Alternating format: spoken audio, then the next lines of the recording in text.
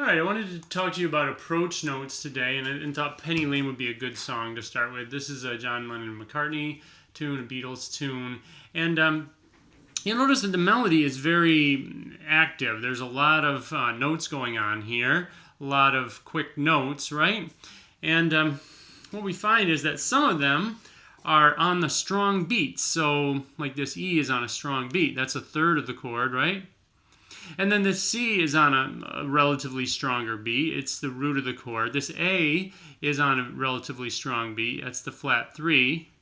And over here, this is the root of the chord, okay?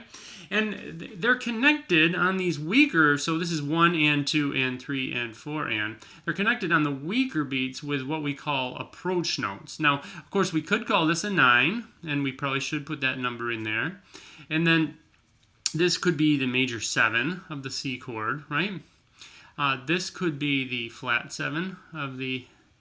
sorry, this is the 9. I need to wear my glasses, which I'm not doing. And then there's the root, and this is the flat 7. So these notes also have numbers, right? They're tensions and chord tones and stuff. But because they're on the weaker beat, we can also call them approach notes. Now, approach notes are notes that move by step to a chord tone. So, or not to a chord tone, to a target note. Okay, so this would be a target note. This would be an approach note. This would be an approach note. This would be a target note on the stronger beat. Approach note, target note. Right? And there are a couple different kinds of approach notes. One is a passing tone. Now, a passing tone, you see how there's a 3-note pattern here. 3, E, D, C. By the way, this Penny Lane is actually in B, but it's written in C because that's easy for people to understand. So, but it's in B major, okay? So this is a passing tone because there's a 3-note pattern here, and the middle one is passing between the two. So that's called a passing tone. This one, notice it goes down and then back up. So this isn't a passing tone. This is what we call a neighbor tone. And this one here is a passing tone. And this one here, the G, we have to look to the next measure, and we see that there's an A here. So this would be a neighbor tone. Okay? So the approach notes are on the weaker rhythm, the beats, and the target notes are on the stronger beats, okay? There are a couple other kinds that are kind of interesting. So let's take a look at this one. Here's a flat 3, a flat 7, and a 1, and a flat 3 on this A minor chord. Okay, well, and this one is on a strong stress, so that's probably a target note of, see there's a neighbor tone here, that's a target note. This one is on a strong rhythmic stress as well, but this one is on a weaker rhythmic stress, but it leads to the target note by step. As all these approach notes do, they lead by step to the target note, but this one, we leap to it, and then we resolve up. This is called an unprepared approach. Okay, and then this one right here is kind of interesting. We come to this E flat here. It's going to be an anticipation, right? An anticipation, we know that from arranging 1. It goes with the next chord. So we're going to call that a flat 13. This one we're going to call a 4 because it's on a G7 sus4. And then here's a 5. So this, notice how this one is nice and long. Often a target note will be quite long. So here's a target note. We could call these two approach notes. So what we're doing is we're having an approach from above. The E flat goes down to the D, and the C goes up to the D, and that's called an indirect approach when there are two notes that kind of surround your target note. So we could circle these both, and we could say these are an indirect approach, IA.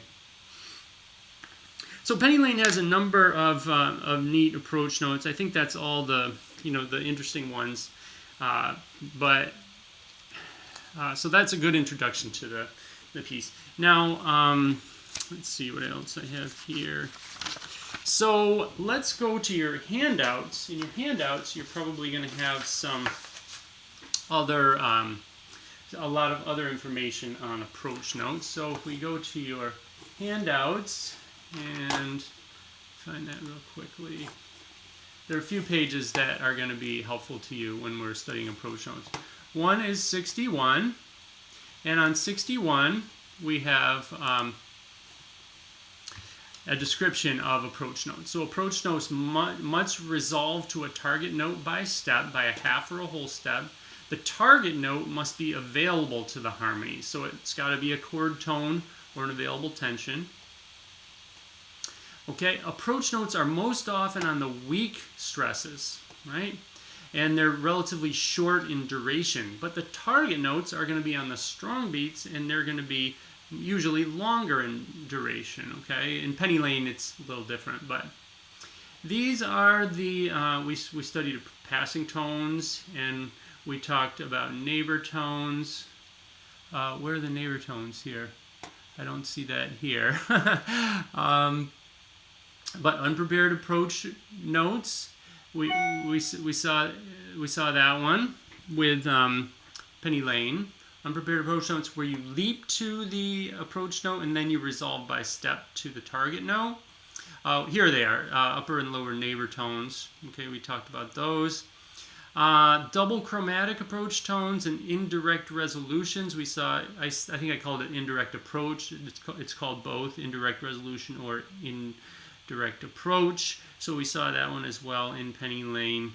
And just a note here that anticipations and delayed attacks are not approach notes. Okay, so you can go read through this carefully in your notes. Here are some abbreviations for the different kinds of approaches that we'll study. And then I just wanted to show you this example, which has examples of everything. So if we take a look at this, first of all, there is an anticipation. That's not an approach note. So here's a 9 on the D. Here's a 5. This is an anticipation. See, anticipation. And so that's not an approach note. And then over here, this is a 5. This is a delayed attack. So it comes in a little bit late. You've probably studied those in arranging. But these are not approach notes. But these are approach notes. Okay, so if we look at the first one, so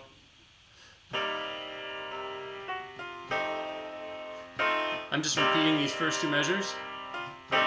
So there's a passing tone. You see how it's on a weak harmonic stress. It leads to a target note that isn't available. It's either an available tension, like a 9, or it's a chord tone. All right. Here is kind of the same thing where we have, this is a flat 3. And then this is a chromatic passing tone that leads to an F, which is the root. So you see this is on a weak, the E is on a very weak stress, and it's chromatically leading between E flat and F. Now in this one we don't even give it a number because there's this E is not available on a C minor chord, so we don't even give it a number in this case. All right. So that one sounds like. Okay. Next one. So what we're doing here is we're leaping to the approach note, D flat. We leap up there, and this is also not available to this chord, C minor chord. That's not a flat 9, so we're just going to leave that one blank. We'll call this one a flat 7, call this a 5, and just circle that one to show that it's an approach note. So we circle these notes that are approach notes, okay? Next one.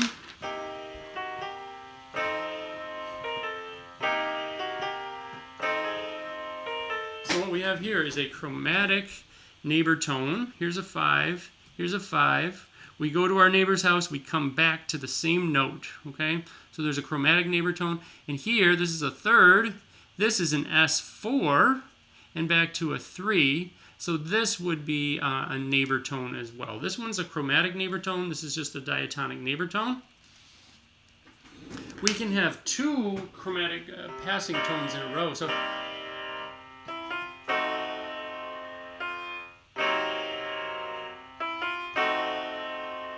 So two chromatic notes in a row. See, E flat, E, F, G flat. These are two chromatic notes in a row. They're called double chromatic approaches. So we could call this flat 3. We could call this one just, and then I would just not even give these numbers, even though this could be 11, but really it's just the two of them together are the double chromatic approach. All right, and then here's a fun one. We have indirect approach. So see how this E flat leads to the G, and the C sharp also leads to the D. So they're surrounding this D. That's the target. The target is a 13, the D. And then we have the E flat that goes down, the C sharp goes up, and they're called an indirect approach because we don't go to the target note right away. We move there indirectly. Also, F sharp goes up to G. A goes down to G, so we're surrounding this G here. There's another 13, and the 13 is being surrounded. So it sounds like this.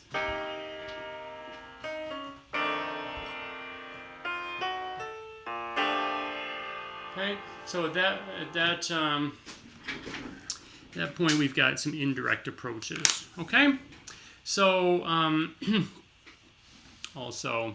This is a suspension, kind of a classical maneuver, and this is what we talked about in anticipation. These are not approach note examples.